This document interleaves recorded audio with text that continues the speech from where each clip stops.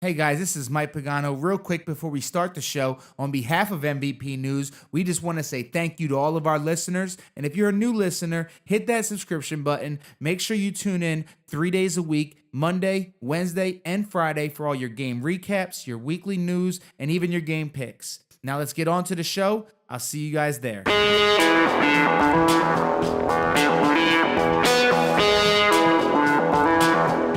Welcome to MVP News, where we get real about football. And now to your hosts, Mike Pagano and Paul Helmers. What's going on, guys? This is Mike Pagano. I'm with Paul Helmers with MVP News. What's going on, Paul? What a dud starter you had this day, huh? Well, today's not been a great Sunday. I need some excitement from you. I need some panache. I don't have it for you. I'm sorry. It's just not a lot of great games today. I'm just not feeling it. There were plenty of great games today. I'm just, so I'm just saying there's a lot of cheating going on, and we had the Steelers and the Falcons facing off in must-win game for both teams. One team showed up, one team didn't. Yeah, I think the Falcons stayed in their game hotel or didn't get off the bus. I don't know what happened there. We had a rematch of the NFC Championship game from last year. Yeah, no, I mean, I've heard about that. That sounded interesting a little bit. And what a great game. Yeah, maybe. I guess you could say so. We even had a face-off of the turds with the Cardinals and the Niners playing each other. Oh, I thought you were talking about the Lions and the Packers. But I mean, that wasn't very good. But the Lions look good. I mean, I'm not saying the Lions are world beaters, but they look good right now. The Packers have not looked good for a couple of weeks.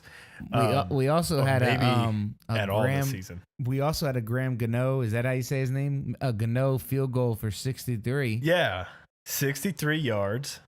The Bills won a game. Yeah, I mean, yeah.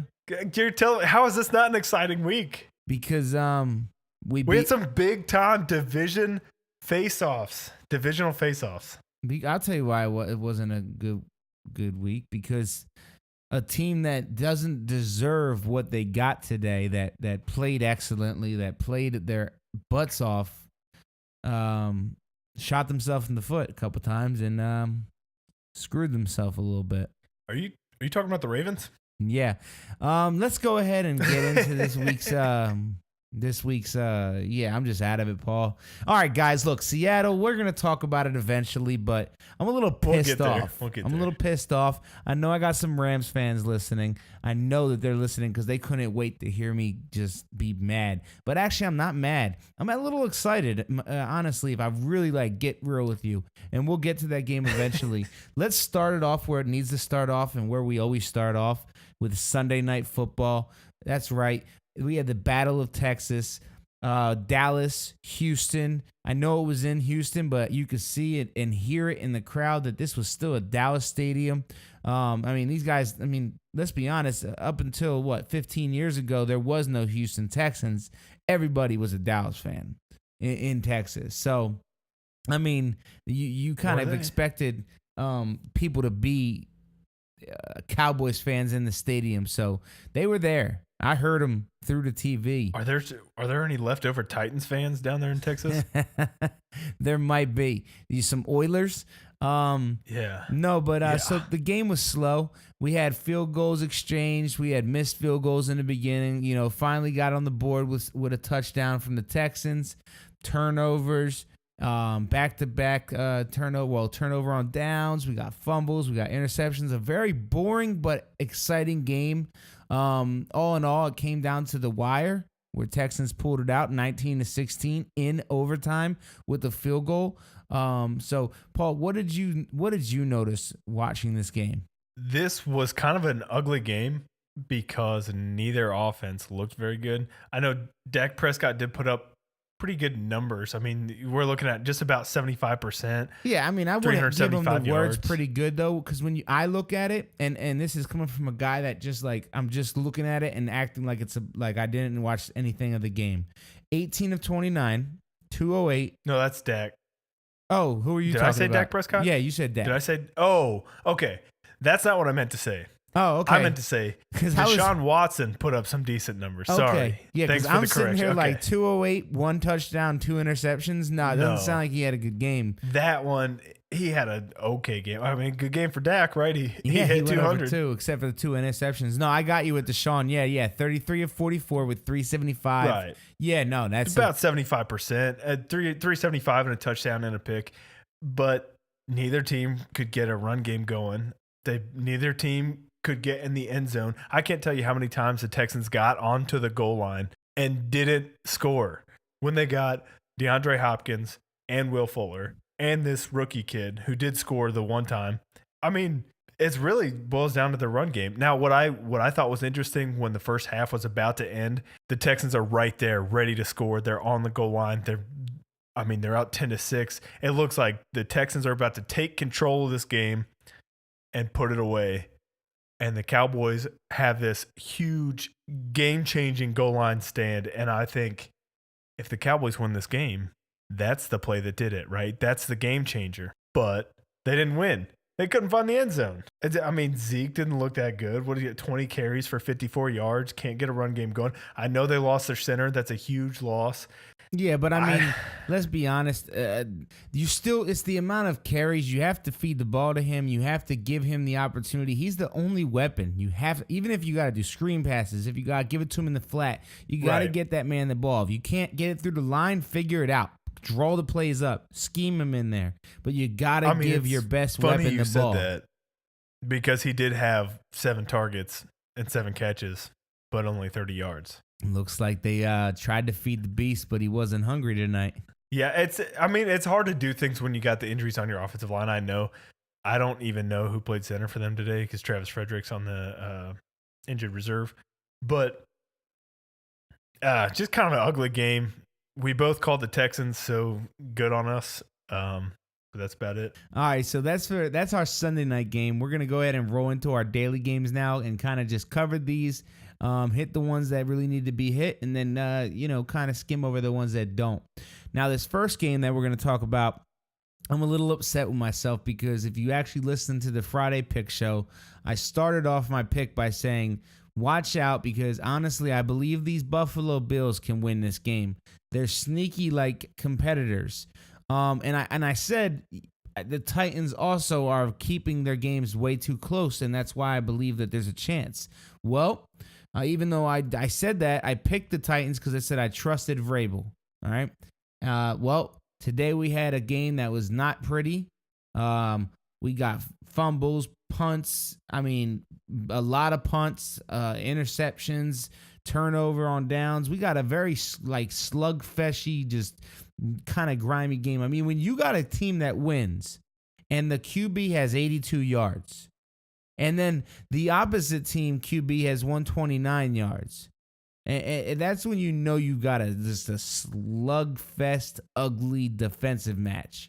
When combined, the QBs throw for 200 yards.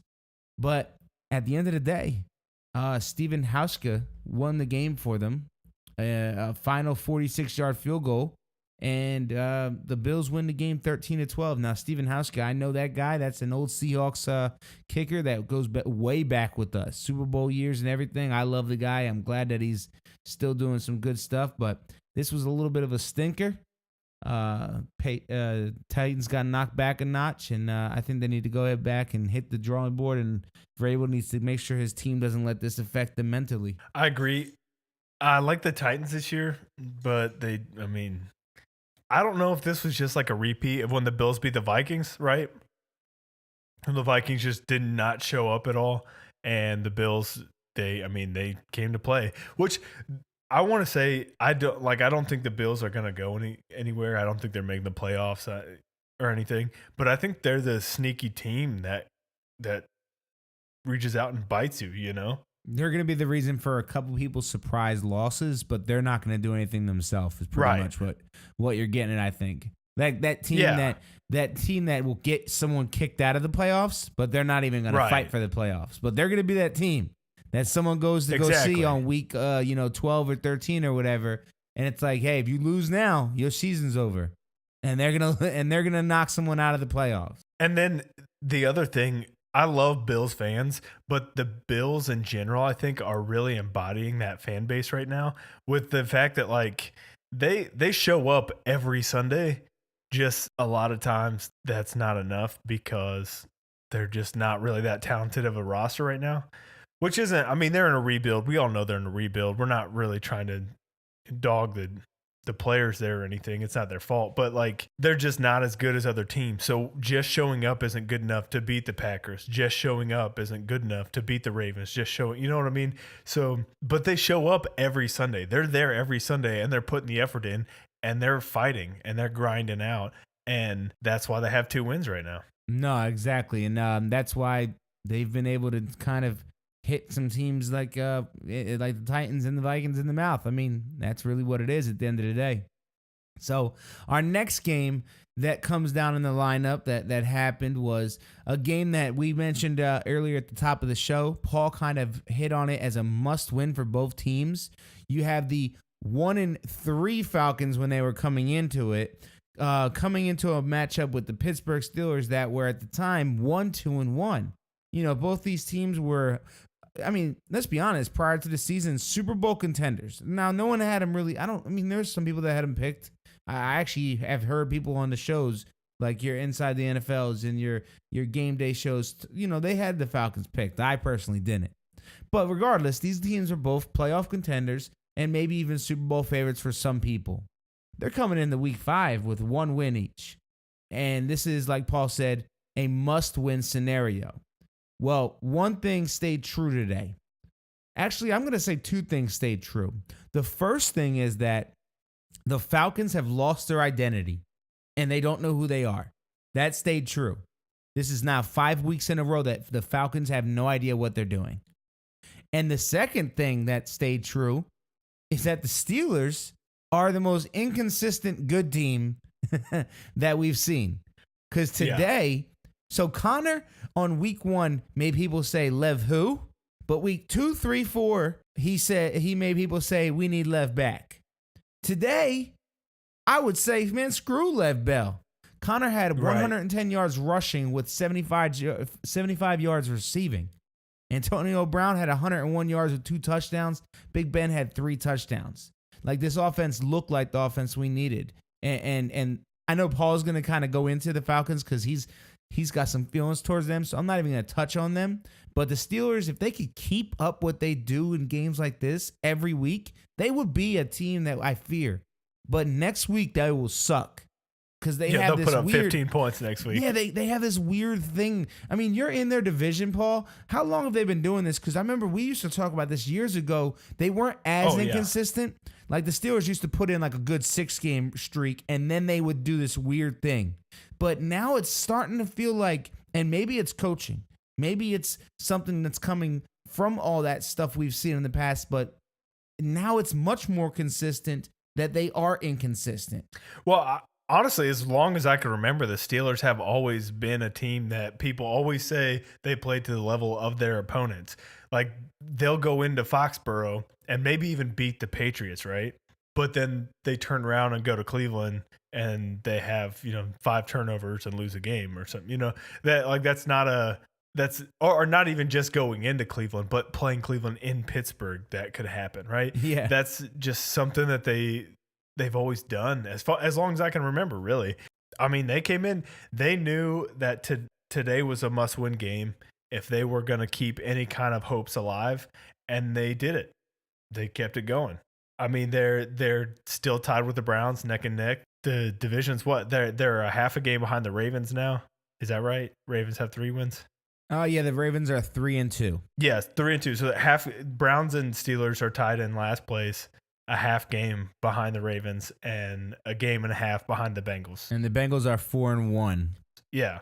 So, I mean, they knew what was going on, and they showed up, and they proved that they're still in this, that they're the team to beat. But the Falcons, on the other hand, which I also want to mention before this week, I called the Steelers would win this game because I was done picking the Falcons. With the injuries they had and the times that they've let me down, I'm done picking them. I don't think they're going to win very many more games, honestly. It might be an okay time to fork the Falcons. It's potentially. I don't want to say it yet. I'm going to give them another week or two, but it could be coming here any minute. All right. Is that all you got for them? Yeah, that's pretty much it. Devonta Freeman's off an injury. Didn't look very good. Matt Ryan only threw 1 touchdown. He didn't look awful, but he didn't look good, but they just didn't come. Okay. Sounds good. So let's get into this next game. And this next game I find a little funny because my wife's a Broncos fan. So she was getting these alerts from ESPN and it was pissing her off because the Broncos did not look good today. The Broncos kind of had like a little bit of a hot start. You know, I remember them being 2-0 and people were like, "Ooh, Broncos." Now they've dropped 3 consistent games. Consecutive, I'm sorry. I apologize. They've dropped 3 consecutive games. They're now 2-3. And today they faced off against the Jets and they've lost 16-34. So the Jets won 34-16. That's the proper way to say it. But they lost badly. Now, here's the thing that I noticed with this game.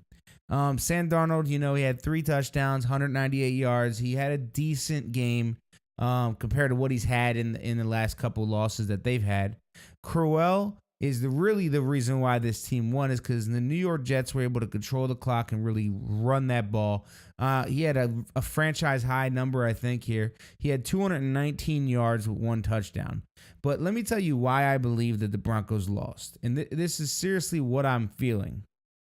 I looked at Case Keenum's numbers, and I didn't notice this because for this game, I have really, red zone. I caught the highlights. I saw a little bit about it, and I, followed along, and I will watch it later on this week.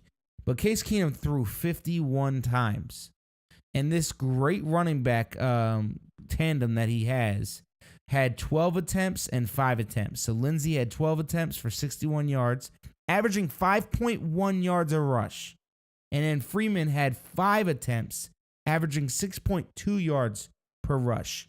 Let me tell you something, Broncos. You are not going to win games if you trust Keenum to do 51 throws, but let these running backs sit there and not get 15, 20, 25 attempts. Because guess what? The Jets did that. The Jets gave Corral that ball. And when the Jets did that, he rushed for 219 yards. Honestly, he did that on 15 carries. He did that on 15 carries with an average of 14.6 yards per carry. Now, Powell also ran it 20 times, and he had 100 yards. So, really, they ran the ball 35 times. Right. And the Broncos had nothing. I don't know about you, Paul, but I wouldn't get – what are they doing? Why are they letting Case Keenum throw the ball 50-something times? I think what it is, they got behind, and they had to. Nah, you can't give up. Plus, I want to talk about Sam Darnold also for a second. He didn't have a good game.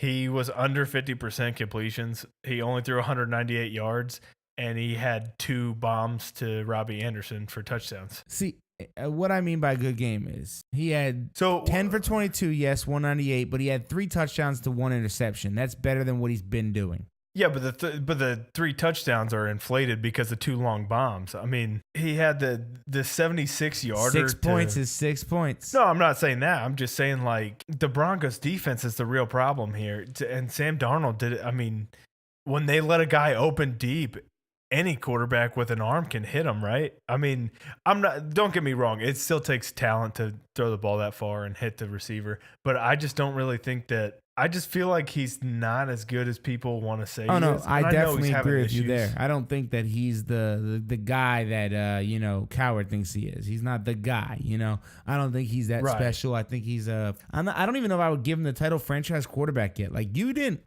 I feel like they give that title away real easy nowadays.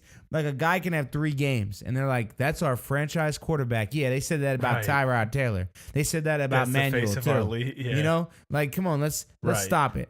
EJ Manuel was the franchise quarterback. Right, he was a first-round pick. Yeah, and he had a couple good games. Like, a couple good games does not mean a thing for me.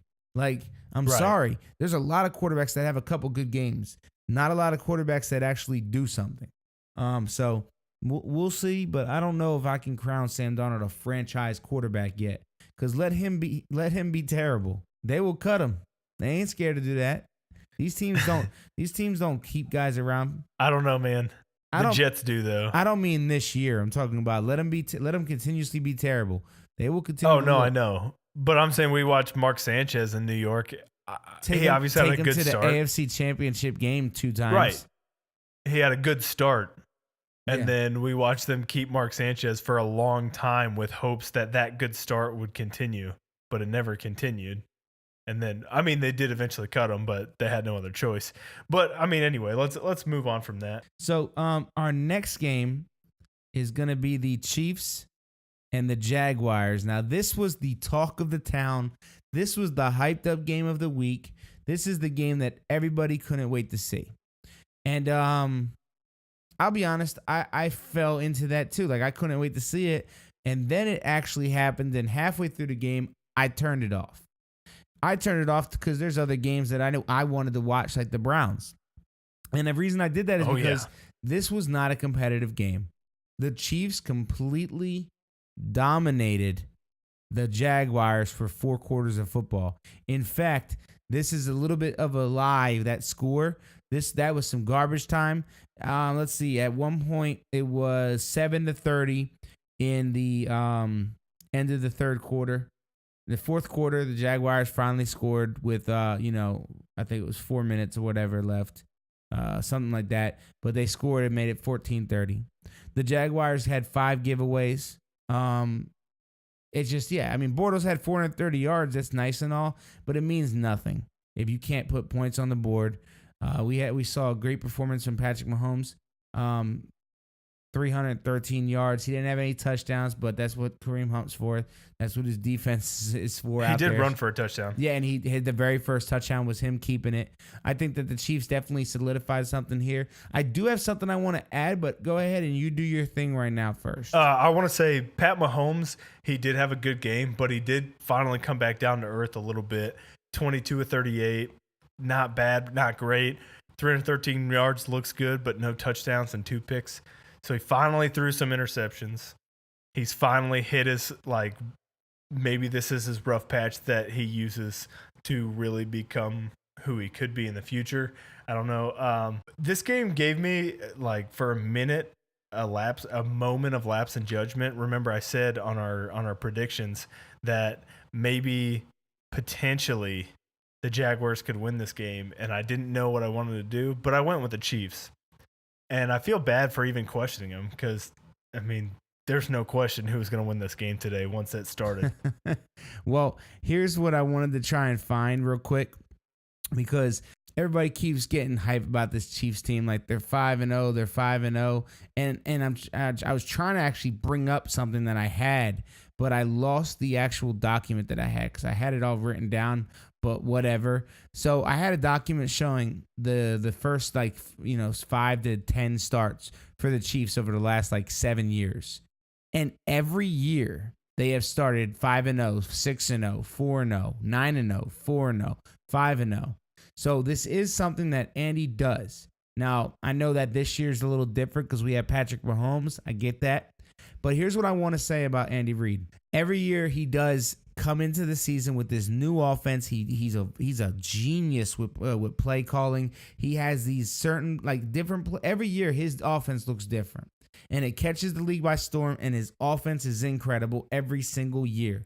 Now, granted, he also has the weapons to allow this, but right around week 5 to 9, depending on that year how things are going, and the tape starts adding up, and the player and the team start to figure out this new offensive scheme.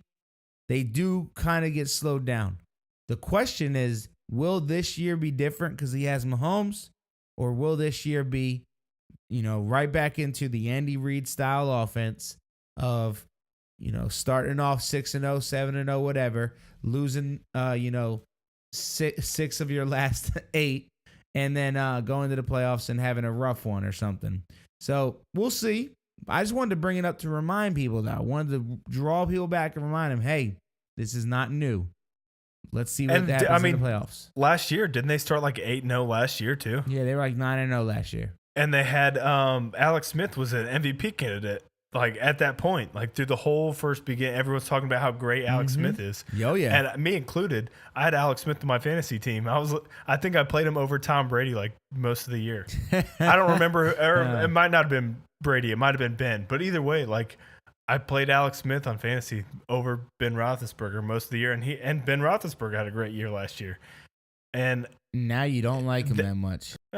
He's all right. But I'm just saying, like, Pat Mahomes is, I'd say the verdict is still out. We still don't really know because exactly like you just brought up, they do this every year and they always look really good until a certain point and they start to fall off. So, we'll see.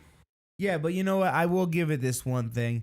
Patrick Mahomes, regardless if most of this is Andy Reid's play scheming or whatever, Patrick is running it perfectly. And he looks great. Right. He looks talented. And I don't think he's like the other young quarterbacks. I think this is it. Like, he is the franchise guy. He has definitely showed us that skill. He has definitely solidified his position as that starter and as the guy that's going to be going forward for the next who knows how many years. But at the same time, yes, we'll see if the team itself can carry on and continue down this path that Andy Reid has established every single year. Now, speaking of continuing down a path, there used to be a path in Lambeau Field, or not Lambeau Field, but in the NFC North, that the Packers ran through everybody and they were daddy. Well, I think I locked it up. I might be wrong. Maybe I didn't lock it up. It's all right, whatever. But regardless, I told everybody the Lions are going to make Aaron Rodgers their you-know-what. And what happened?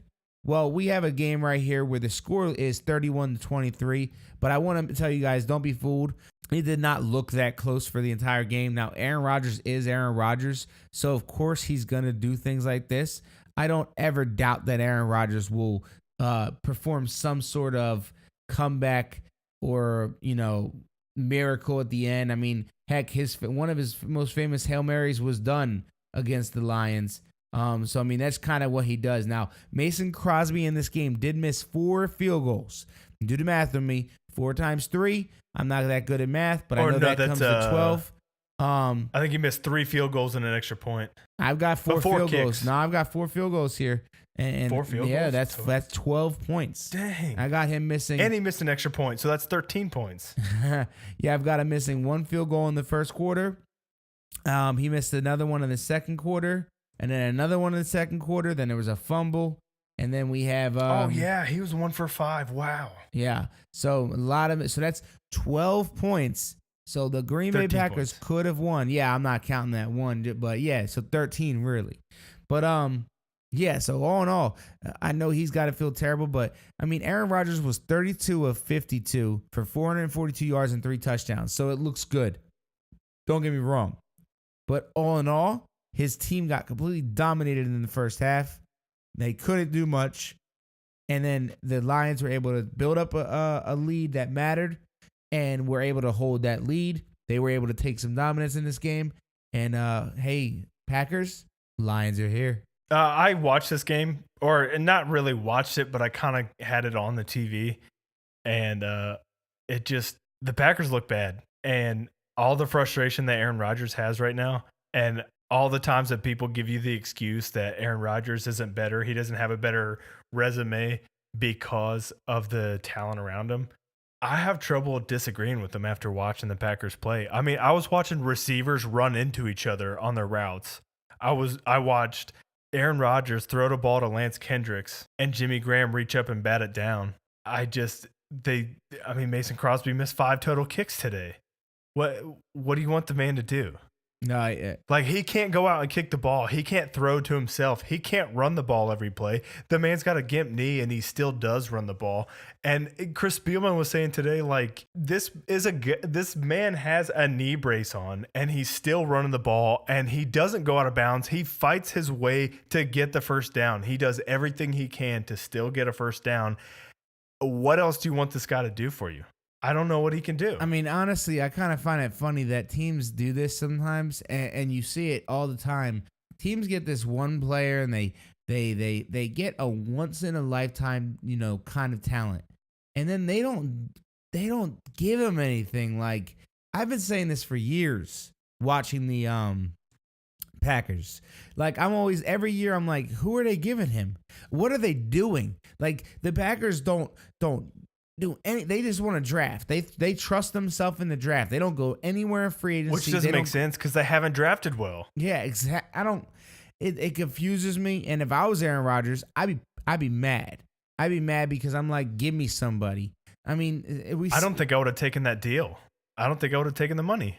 I think I would have said no. Yeah. You give me a team or I'm out. Yeah, I mean, he probably could have had another ring if he was with a team that could get him there. Because he's never able to get there, and he's always able to like drive them a little bit further than they should be. Because let's be honest, every Packers team, other than the Super Bowl year, and really that year it was bad defense. I mean, it had no run game. Yeah, but every year that the Packers have made it to the playoffs and made it anywhere in the playoffs, the Packers didn't deserve to be where they went, and Rodgers took them there. The year that Seattle beat them in the NFC Championship game, the Packers honestly had no business being there, but Rodgers put them there. Rodgers put them there.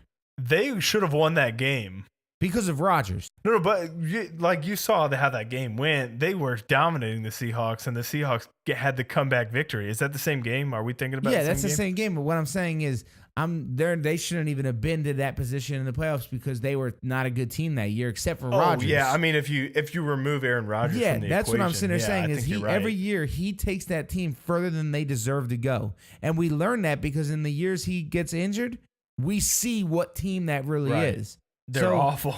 Like, let's be honest, you should give your team a quarterback that, I'm not saying everybody can be like the Matt Castle Patriots, Not everybody can have a team that still wins 11 or 10 games, whatever, with a backup. But your team should be good enough to where if your backup comes in, i.e. the Vikings of last year, i.e. the Eagles of last year, he can do something for you and your team can rally around them. The Packers are nothing without Aaron Rodgers. Zero. Zilch. Cero. I don't know any other languages with the word zero, but nada. I think too, we should be questioning Mike McCarthy and the Packers front office way more than that. I feel like they really get. I know it gets brought up, but I feel like we should really be questioning what these guys have done. Because like the last time the Packers had a run game, I think Brett Favre was still the quarterback. Why? Mike McCarthy's been there since like before Brett Favre left, right? He came in right at the end of Brett Favre, so he's been with Aaron Rodgers this whole time. Why are we not blaming him for more of this? Why can't he drop an offense that has a run game? Why can't he do it?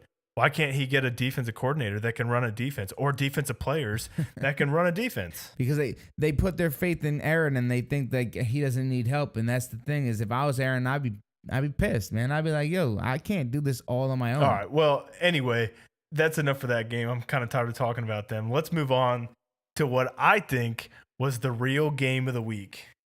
No, that is. You must have the wrong show map up. The Seattle game is in 1, 2, 3, 4, 5, 6 more games, bud. Well, that's not what the TV guys called the game of the week. That's what you called the game of the week. This isn't what the TV guys called the game of the week either. This is what I'm calling the game of the week. No. Division matchup.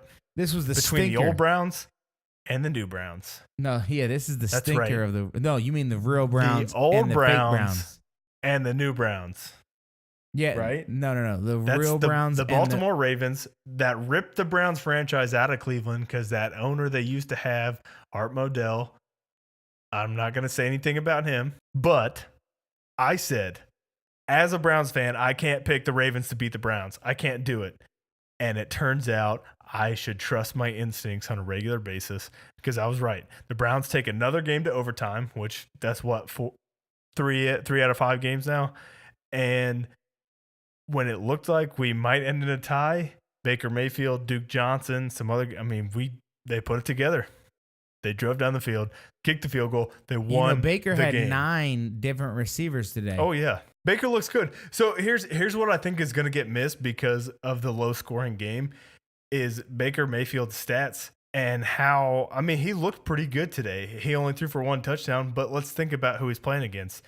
The Ravens are a top 5 defense, and he kind of lit them up as far as yards go. Like I said, he only put up 1 touchdown, but he still looks really good. That's 25 of 43, 342 yards, a touchdown and a pick. And the pick was bad. That was early on in the game.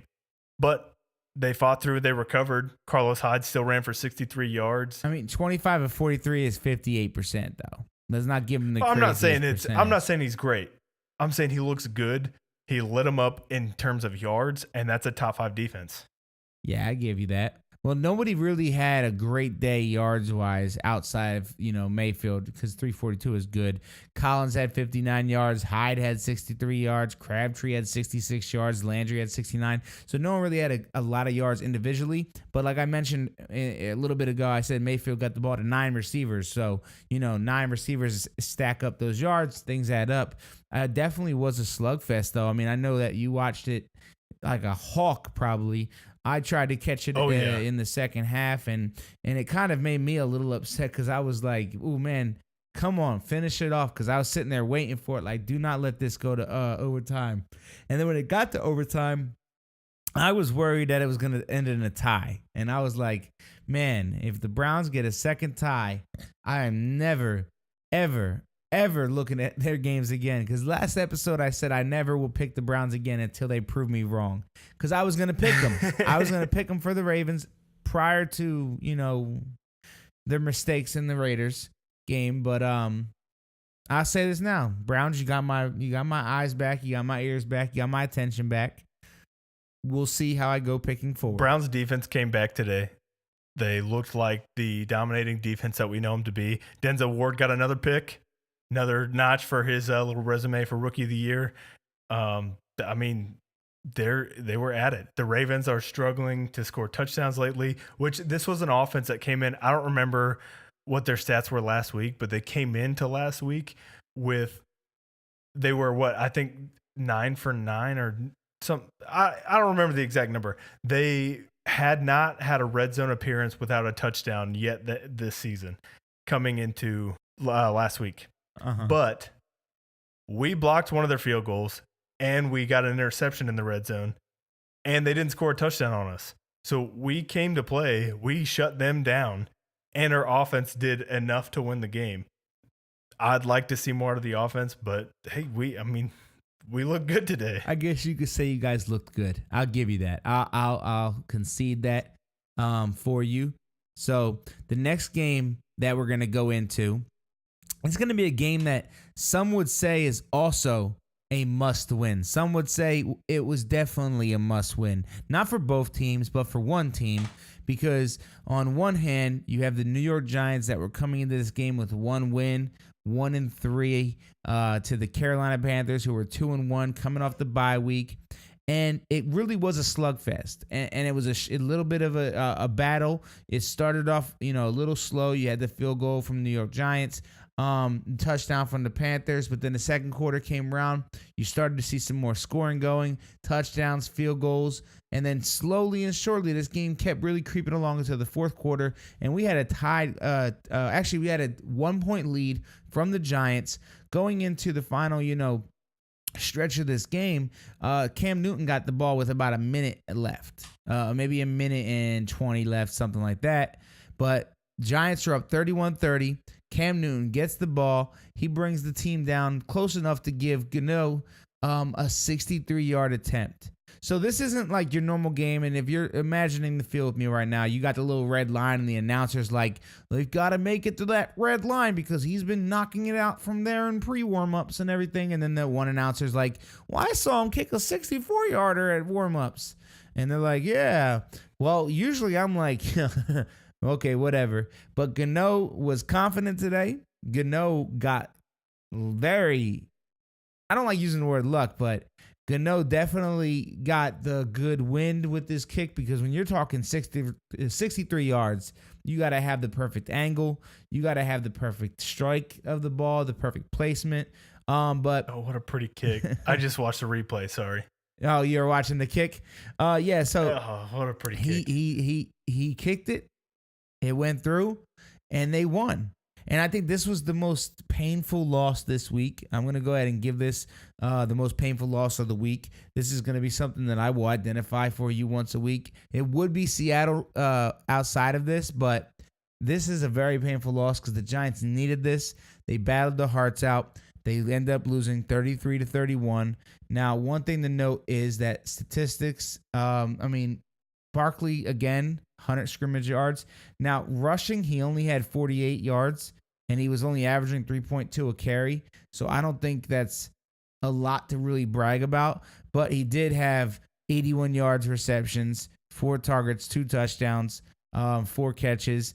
Odell Beckham had 131 yards. So the Giants are able to move the ball.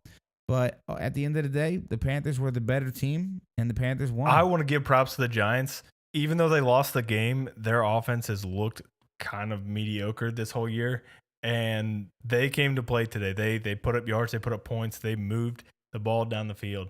Now, I do think the Barkley stat a little bit inflated. Barkley had a 57-yard catch for a touchdown on a trick play. That could have gone to anybody, which, by the way, I want to talk about that trick play. Remember how I was talking about the Giants offense being predictable and they only had a couple of guys that they gave the ball to? Yeah. So they find a way to get all of them involved on this trick play. They throw a pass out to Odell Beckham. Odell Beckham throw. Yeah, and then he throws it to Saquon Barkley, who is wide open with not a soul near him, and he basically jogs into the end zone. I mean, he ran, but there's no one in front of him. He had nothing but green around him. So, I mean, like I said, good game for the Giants offense, and Eli bringing the game. He drives down the field, gets the game-winning points, only to have Cam get just close enough for Graham Gano to put the game away. Yeah. No, it's a sad one, but I'm gonna tell you right now, that's sad in a sense of heartbreaking and sad for the Giants. This next game is sad in a sense of that's sad. Like you look at and just say, well, that's just a shame. And what I mean by that, most of you may already know this. Some of you may not. I can't wait to hear what people got to say about this tomorrow. But again, here goes another team just like the Broncos that were 3-0. People had a little bit of, talking about them. And now they've dropped 2 in a row. And now they're 3-2. We have the Miami Dolphins that headed over to see the Cincinnati Bengals. Now, here's the painful part, and here's the part that says that's sad. The Dolphins were up 17-0 at the beginning of the third quarter. So they went into halftime at 14-0. They got a field goal. And then from that point on, the Bengals scored 27 unanswered points and completely swung the entire game. So when you look at this score and you see 27-17, you're like, wow, that probably had a lead change here and there. They probably battled it out a little bit. No. That was a game where Tannehill didn't break 200 yards. He threw 2 interceptions.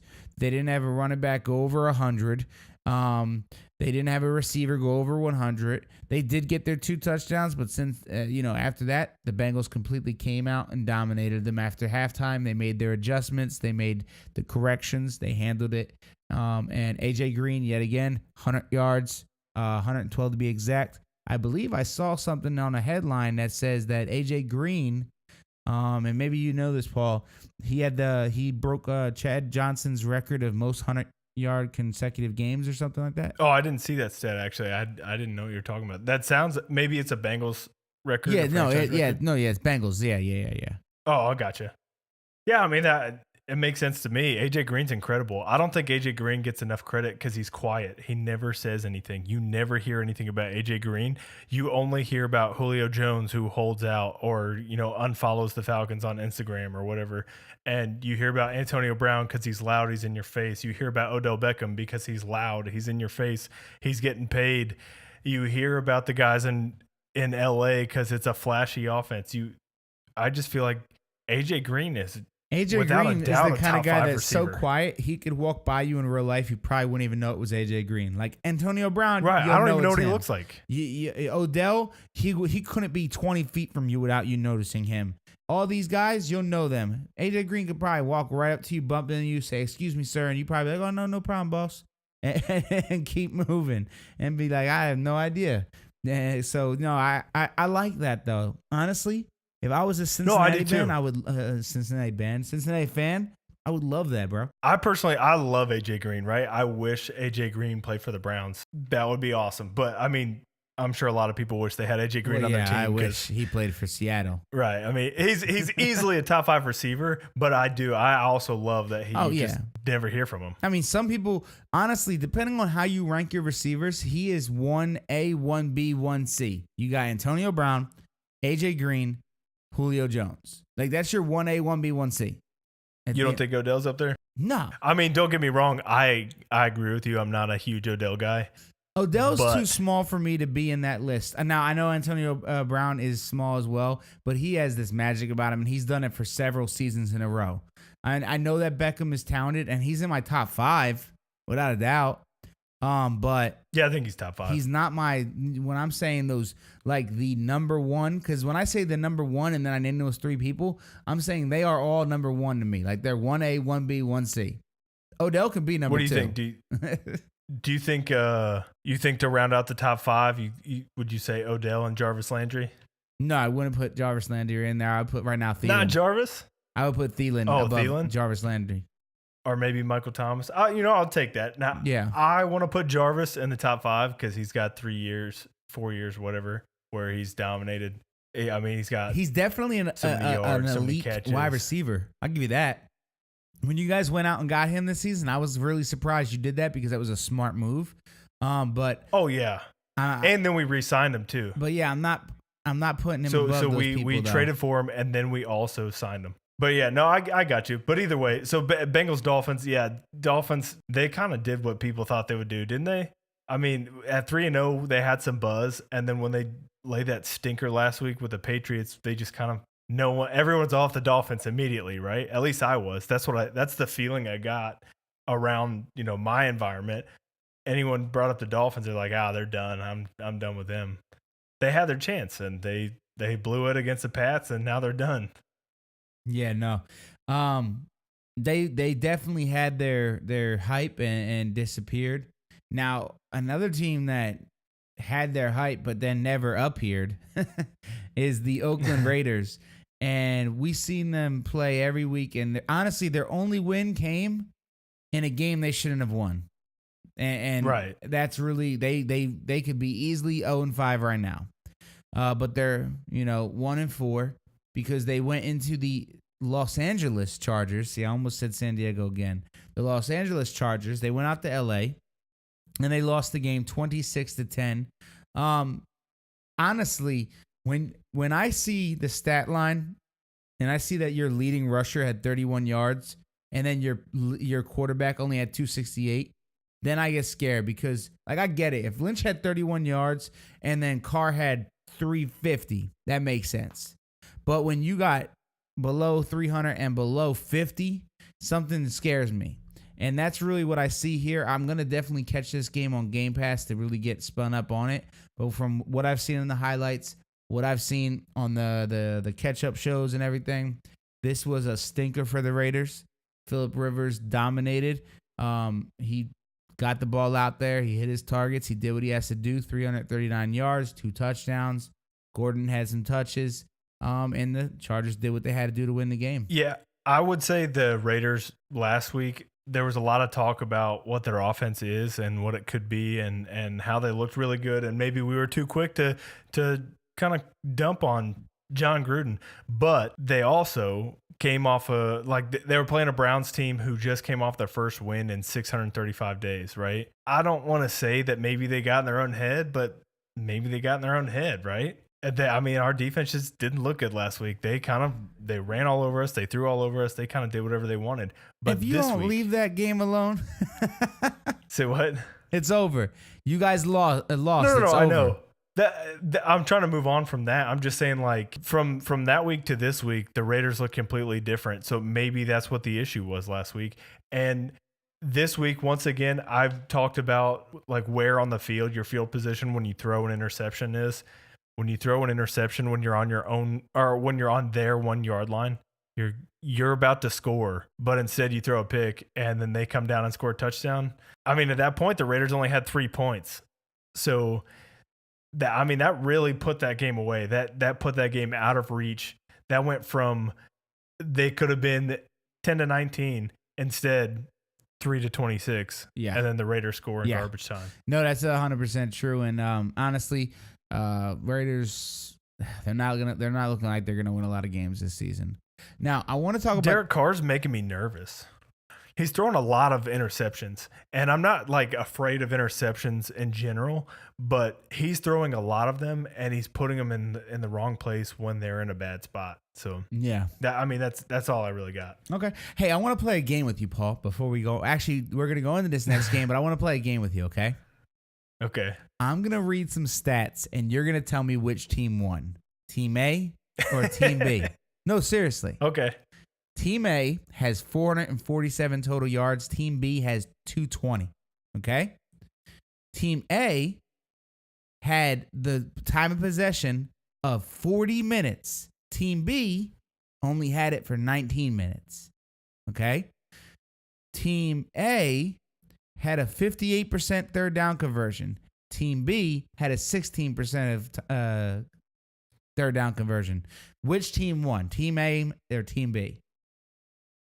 Now, from the stats, it really sounds like Team A, but from the game you're playing, I bet it was Team B. Oh, it definitely sounds like Team A. So, just in case people lost me there, the San Francisco 49ers today had 447 total yards against 220 for the Arizona Cardinals. The San Francisco 49ers had the time of possession. Oh, my goodness. Like, you remember when we watched Tom Brady get dominated and they said, well, look at the time of possession. It was like 35 to, 25, right? Because that's a lot. That's a big difference.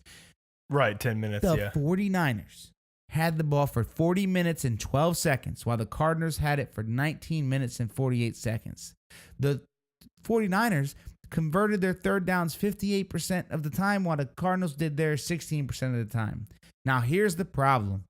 The big problem is, let me add the rushing yards. 146 for the 49ers compared to 56 on the Cardinals. Like, complete domination on the stat card. San Fran had 5 turnovers, though. And that's the problem. San Fran gets beat 28-18.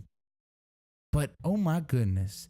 And this is what we mean when we say, like, if you that's why when the week 1 Browns-Steelers game happened, like, if you have 5 turnovers, you're supposed to lose that game 10 out of 10 times. Like, you should never get to walk away you shouldn't even be thinking about going to overtime if you have 5 turnovers. So, this game right here is just completely one-sided statistically, but because of the turnovers, the Cardinals completely won the game. Rosen had 170 yards compared to Beathard's 350 yards, 349 to be exact. Paul, I know you got to watch a little bit of this because you're over in Arizona, so this is a local game for you.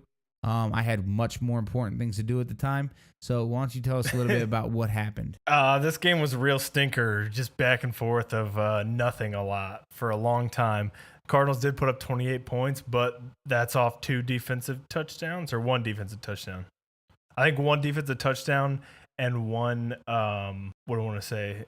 Like they scored like right after a turnover, I think. But either way, it was hard to watch. With 5 turnovers, I can almost guarantee they scored from a turnover. Well, I'm just saying, like, one was like right after a turnover, I think. Like, they almost scored again, but they not quite. But I feel bad for the Niners because somehow they're still able to put together like a decent game plan and still do okay offensively, even without Jimmy Garoppolo, which, I mean, we can come to expect with Shanahan, but it's hard when you just keep fumbling the ball and you keep throwing interceptions and it's tough. Now, I do want to say there is someone on this show that said Matt Breida would go for over 100 yards and a score. Go ahead. Breida only went for 56 yards and a 5-yard reception. That did go for a touchdown. I'll give you he scored. Okay. But he didn't hit 100 yards. And here's the other part that I also want to bring up because I called this one too. Breida only had 8 carries. Okay. He only had 1 target. Let's stop for a second. So who was on the field most of the time? Alfred Morris was on the field with 18 carries. Since you want to talk about who called stuff, you called the Niners winning. I called the Cardinals winning. Whoop, whoop. Okay, well, you can do that, but you also called the Ravens winning. You also called the Falcons winning. You also called the Eagles winning. You also called the Seahawks winning. I didn't call the Falcons winning. Yeah, you did. No, I didn't. Go back to the tape. I bet you did. I bet you did. I'll listen to it later. No, go back to the tape. I can guarantee you I didn't say the Steelers. I mean, the Falcons are winning. I don't like the Falcons. Well, that's what your picks said. Oh, the picks might have been like that because that was earlier before we did the game pick. I don't think so. Podcast. But either way, I digress. Cardinals won a game. Good for them. I don't think either one of these teams is really going to do much more this season. This game didn't really mean anything. Okay. Now, we got a game right now that the next one up here is America's game, right? Game of the week, whatever. This score, to me, is a little bit misleading. No, it's not. I watched this game. So we've got the Minnesota Vikings and we've got the Philadelphia Eagles. We've got the rematch of the NFC Championship game. Although, let's really be honest here. It's not because Wentz is new, Cousins is new, and that's really the battle that matters here. So we had Wentz and Cousins come out and battle it out. Both of them had similar games yardage-wise. Both had over 300 yards. Both had some touchdowns. Running the ball, Eagles had zero run game. Absolutely zero. Ajay was hurting Paul's fantasy team. But Thielen now officially has 5 games in a row with 100 receiving yards. So let's just go ahead and hold on. Oh, he's awesome. I'm a big fan of Thielen and Stephon Diggs too. Watching the two of them on the field together, if Kirk Cousins doesn't throw for 300 yards, I don't know what he's doing. These guys are incredible. I think it's the best wide receiver tandem in the league, and I can't think of whose might be better. I wouldn't go that far. The Rams, when they're not concussed, with Kupp and Woods, I don't know. Cook So are dangerous. I do think those guys are awesome, but Thielen and Diggs are electric. They're the attention grabbers. In LA, it's Gurley, it's Goff, and then those guys. In Minnesota, it's Thielen and Diggs. It's not Cousins. It's not their run game. It's only those guys. Well, you didn't say attention grabbers though. When you said a better duo.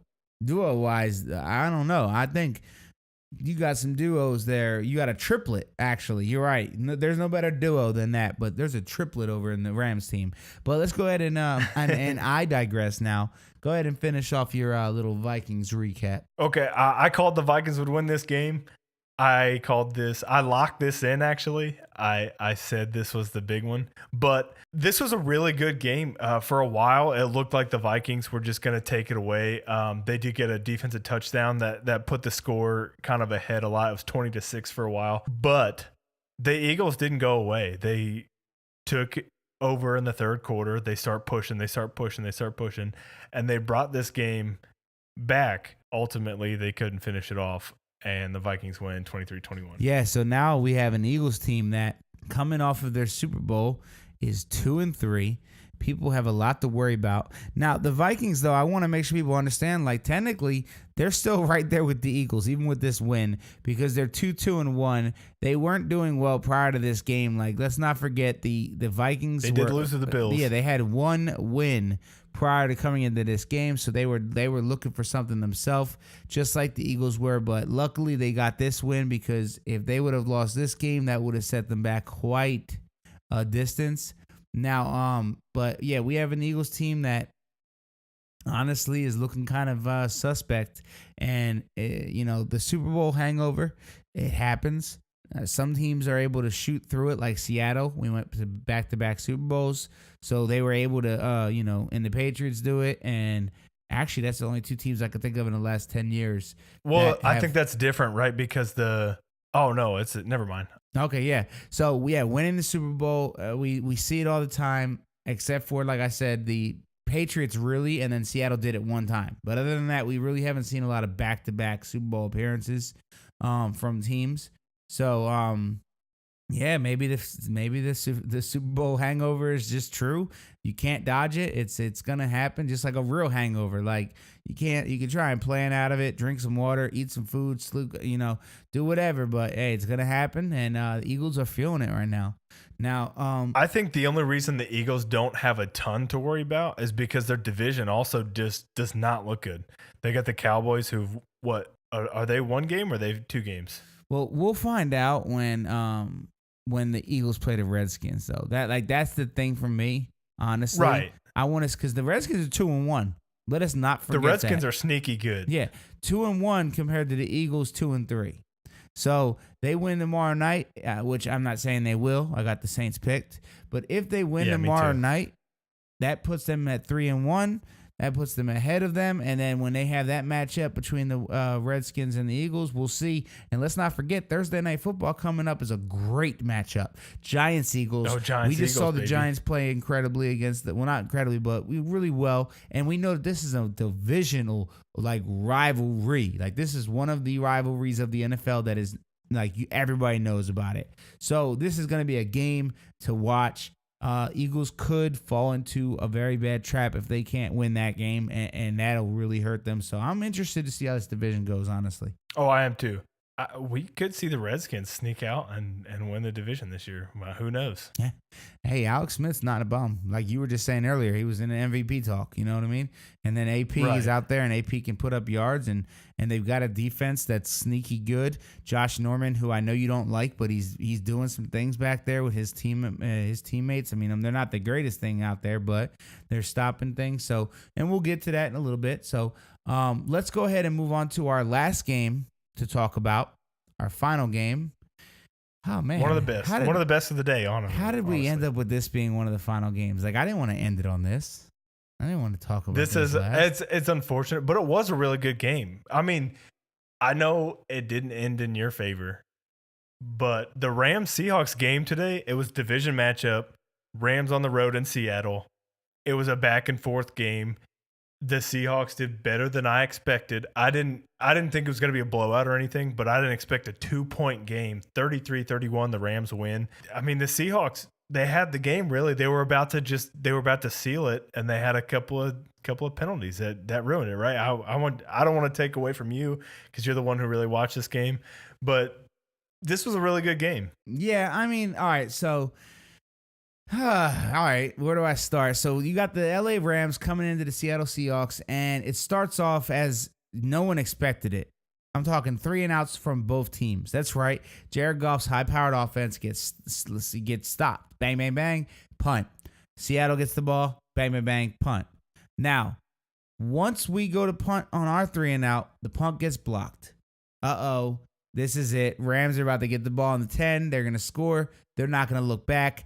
And it's going to be a blowout. And I'm going to tell you the play that changed the entire game. Jared Goff on the 10-yard line, ready to go in, first quarter, 5 minutes off the clock, not even, throws an interception. It gets padded up, and you know how Seattle is. They will bounce the ball to each other, just like we've seen it many times. Bobby Wagner reaches back, he'll tip it up. Tedrick Thompson tips it up, and it lands in I don't even remember whose hands it lands in, but they'll do that. And Seattle gets the ball. They drive down the field. They scored a touchdown. And from that point on, you did not see another punt until the third quarter. It was drive after drive, touchdown for touchdown. Both teams were scoring. And we saw an incredible run game from Seattle. Carson had 116 yards. I think Mike Davis had like 70 yards. And then the play action would work, so Seattle would throw to Lockett. Here's what really makes me mad is I let Paul talk me out of starting Russell Wilson in fantasy because I got Goff, right? And I said, you're right. It wasn't that big of a difference at the end. No, right? It was a 6-point difference. Goff threw for 321, 1 touchdown. Russell doesn't always put up the yards. He had 198, but he had 3 touchdowns. So he got his points in touchdowns. Goff got his points in yards. So it was like a 6-point difference. So I should win my fantasy by anyway. Like 30 points. You should win. You're up, 118-71. He's got Breeze to play. Yeah. I mean, it's possible. I still got some stuff. I think I still have something, but that's neither here nor there. But so one thing that happened in this game is Cooper Kupp and Cooks both got knocked out with concussions. We're going to see how that affects them. They're really hurting on defense with Talib not out there. Peters got embarrassed today. I don't care what people say about it. Maybe he shouldn't have came back early because let's remember he had the injury of his ankle. That's what I was going to say. And then suddenly he was fine that same day. It was against the Vikings. He was supposed to miss that game. Suddenly he played. Yeah, and he was supposed to be out for like 2 to 4 weeks. And then he didn't even miss a single game. The Vikings scored on him. And then Seattle scored on him, and Tyler Lockett and Moore, they both embarrassed him on some deep throws. So maybe he's not ready to go, but maybe they're worried about not having him and Talib out there because with him out there injured, they're not looking good. Sue was able to get the Russell. So was Donald. But all in all, like I said, it was a scoring back and forth. Now here's how it ended. Seattle gets the ball back. They're down 33-31, and all they have to do is kick a field goal. No one's been able to stop each other the whole game. This is going to happen. Seattle runs it a couple times, and then they throw the ball 30-something, 40-something yards to Tyler Lockett, wide open, middle of the field, catches it at the 32. Now, Seattle has Janikowski kicking the ball. And if you know him like I know him, this is a chip shot for him. We're on the 32. He's got the leg, baby. That puts you back at, the 37 when you kick. So what's that, a 47-yard kick? So you're at like a 47-yard kick. All you got to do is run it. He can do that. All you got to do is run it. And then we get a holding call from Affetti.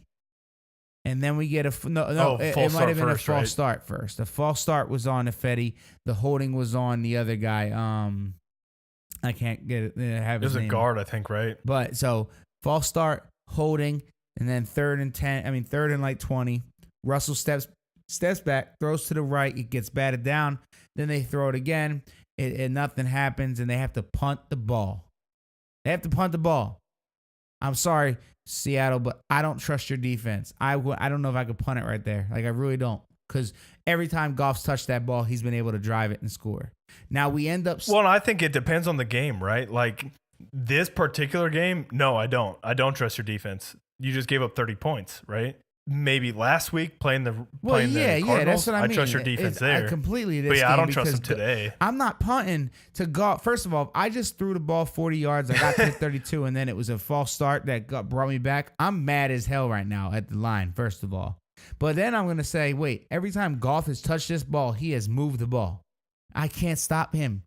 And we punted it to him. And then here's the controversial thing that's going to be in my mind for a little bit. Goff gets the ball. Gurley gets 2 first downs, but then we stop them, 3rd down.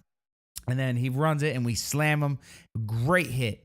Tedrick Thompson comes in there, and I'm really proud of this young kid. You know, he's not Earl Thomas, but he looked good today. He looked solid. He came in and smacked Gurley, stood him up, and stopped him, and the punt team gets sent on the field.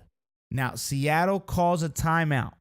Their last timeout, they call it. It's a minute something left, a minute 20 left.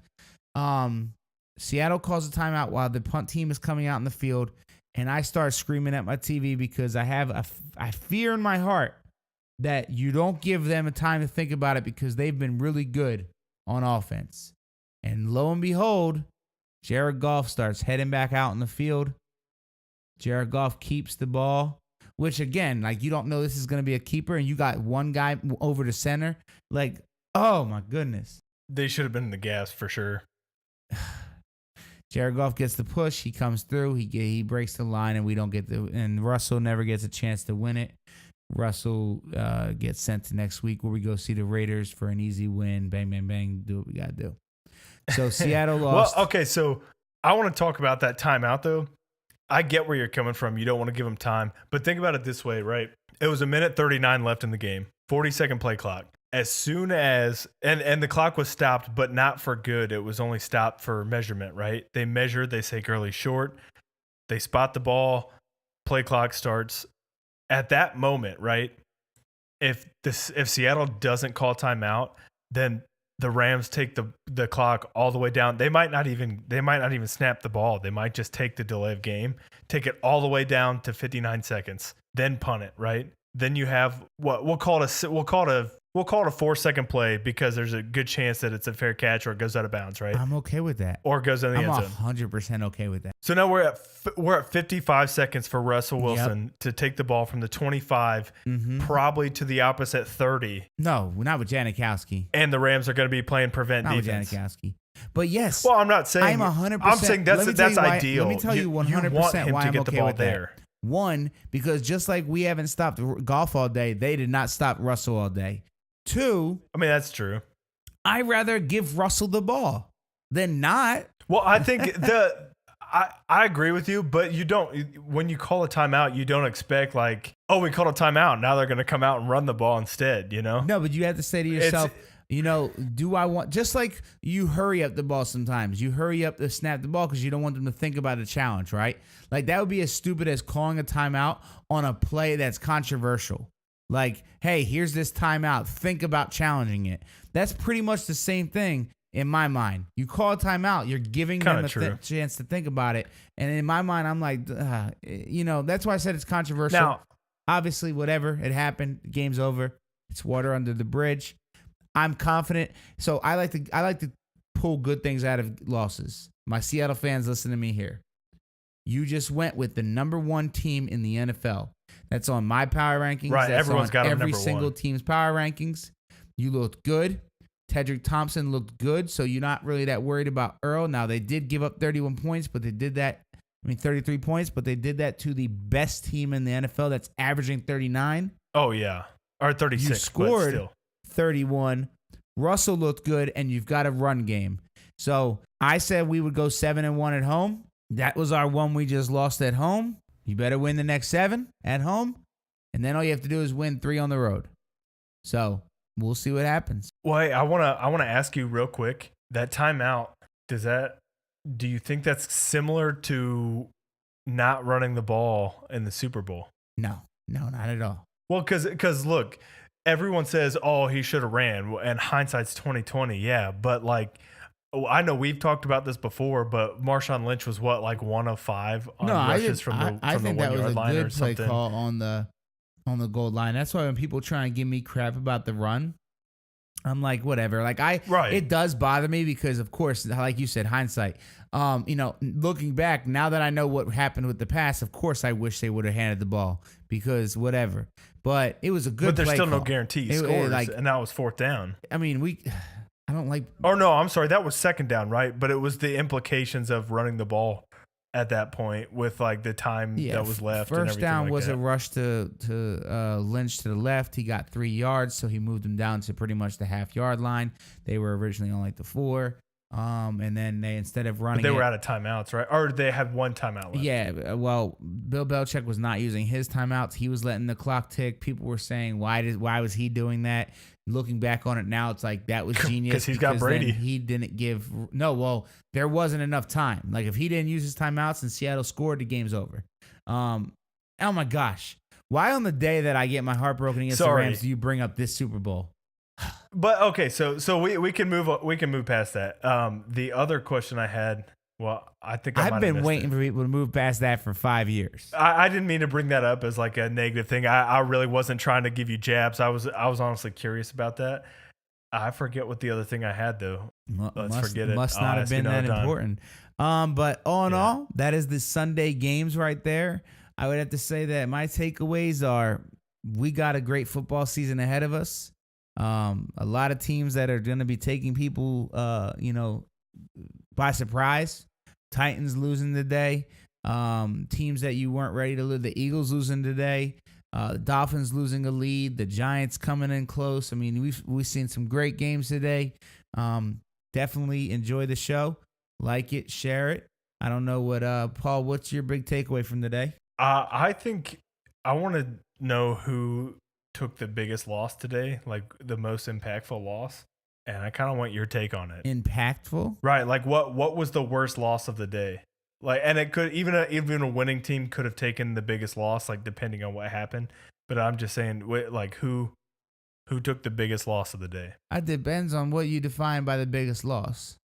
Because if you mean like just painfully, like watching it as a human being, So you think you took the biggest L today? No, you personally? No, well, that would be a different type of kidding. biggest L. So here's a couple, like the Dolphins.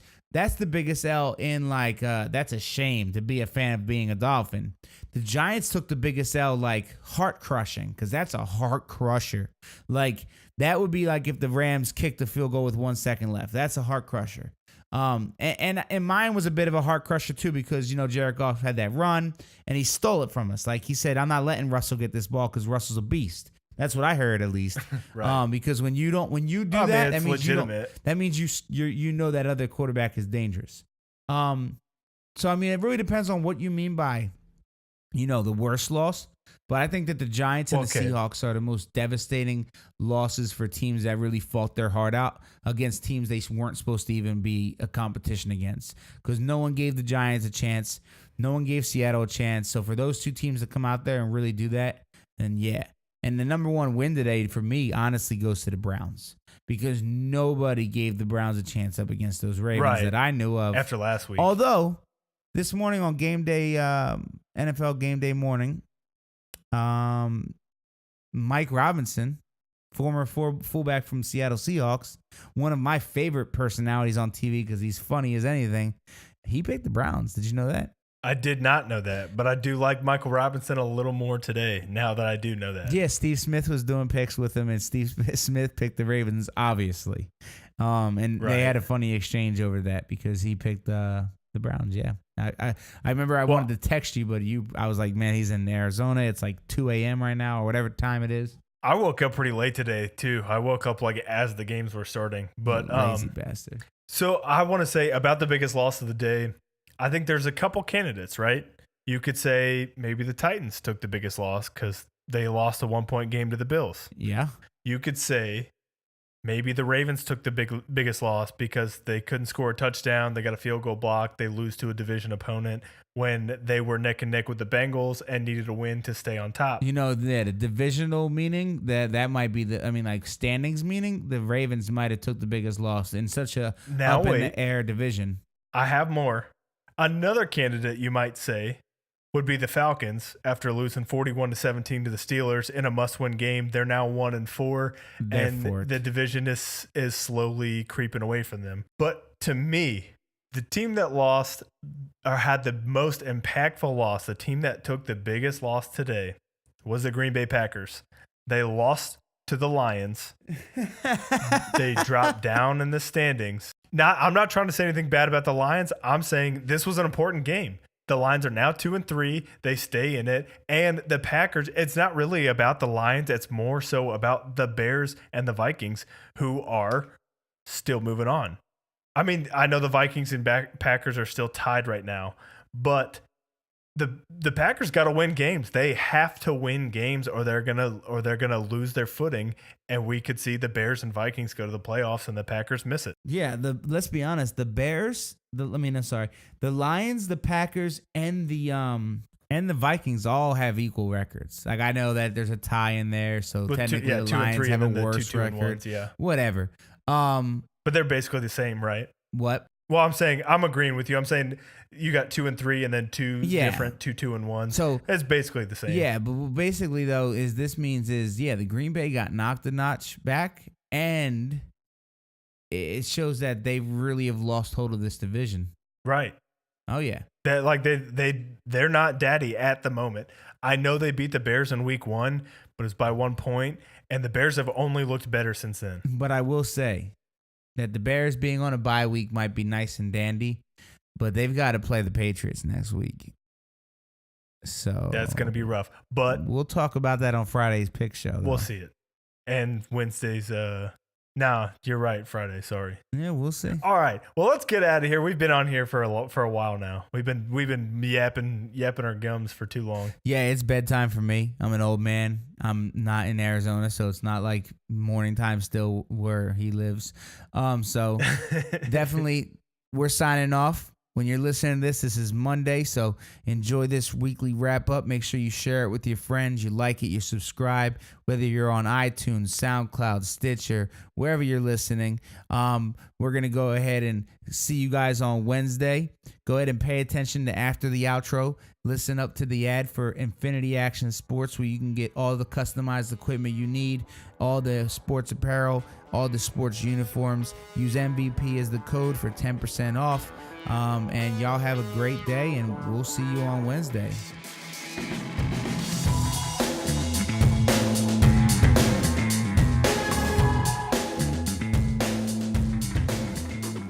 MVP News is brought to you by Infinity Action Sports. Infinity Action Sports is a veteran-owned and operated custom sporting goods shop for quality sports uniforms, apparel, and equipment. They provide top-of-the-line products for individuals and teams, youth and adult. Head over to infinityactionsports.com and browse their inventory of jerseys, hoodies, gloves, and bats. Or use the custom tab to create the perfect individualized uniform for your team or event. Make sure to enter promo code MVP at checkout for 10% off, specially marked sale items excluded. Infinity Action Sports is MVP's only trusted source for sports apparel. Click on the link in the description to shop.